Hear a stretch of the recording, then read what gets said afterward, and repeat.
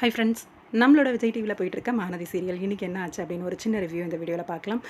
தாத்தா பாட்டிக்கிட்ட ரொம்ப நாசுக்காக வரமாட்டேன் அப்படின்னு சொன்னது நல்லா இருந்துச்சு. அவங்களையும் காயப்படுத்தக்கூடாது.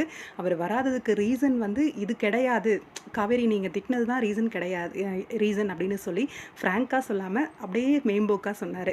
அதுவும் இப்போது சித்தப்பா சித்தியெல்லாம் உங்க கூட தானே இருக்காங்க, உங்களை நல்லா பார்த்துக்குவாங்க அப்படிங்கிற மாதிரி சொல்லிட்டு, இன்னொரு பக்கம் வந்து காவேரிக்கு நிறைய பொறுப்பு கடமெல்லாம் இருக்குது, அதுலேருந்து அவள் வெளியில் வர வேண்டாம்னு நான் நினைக்கிறேன், அதை முடிச்சுட்டு நாங்கள் வந்துடுறோம் அப்படிங்கிற மாதிரி சிம்பாலிக்காக சொன்னார். ஆனால் தாத்தா பாட்டிக்கு புரிஞ்சிருச்சு, காவேரியை இன்சல்ட் பண்ணுற மாதிரி பேசினது அவளுக்கான மரியாதை கிடைக்காது அப்படிங்கிறது தான் ரீசன் அப்படின்னு நீ நினைக்கிறதானே அப்படின்ட்டு.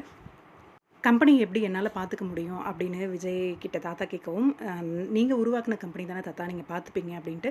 நான் உருவாக்கும்போது நான் கொடுக்கும்போது சின்னதாக இருந்தது, இப்போ பெருசாக இருக்குது, 1000 பேருக்கு மேலே வேலை பார்க்குறாங்களேடா அப்படின்ற மாதிரி வருத்தப்பட்டு தான் தாத்தா பாட்டி கிளம்புறாங்க. இன்னொரு பக்கம் கங்கா காவேரி கிட்ட வந்து அவங்க அம்மா பேசிகிட்டு இருக்கிறது, விஜய் என்ன சாப்பிடுவார் எது சாப்பிடுவாருன்ட்டு.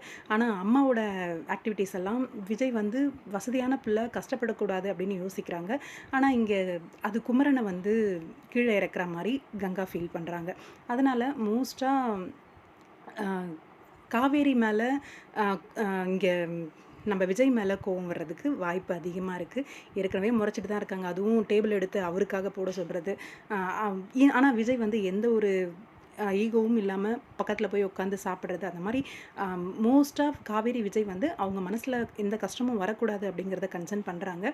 ஆனால் அம்மா அதை யோசிக்க மாட்டேங்கிறாங்க. நம்ம பிள்ளை நம்ம மருமகன் தானே, நம்ம மகன் மாதிரி அப்படின்னு யோசிச்சுட்டு ஒரு விஷயமும் செய்கிறாங்க.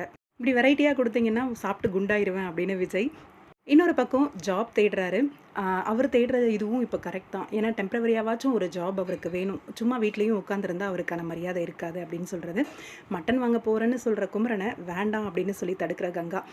இந்த இடத்துல அம்மாவை பற்றியோ தங்கச்சியை பற்றியோ எதையும் யோசிக்கல, தான் புருஷனோட கௌரவம் தான் முக்கியம் அப்படின்னு கங்காவோட மூவ். பார்க்கலாம், வெயிட் பண்ணி என்ன நடக்குது அப்படின்ட்டு. உங்களோட கருத்துக்கள்.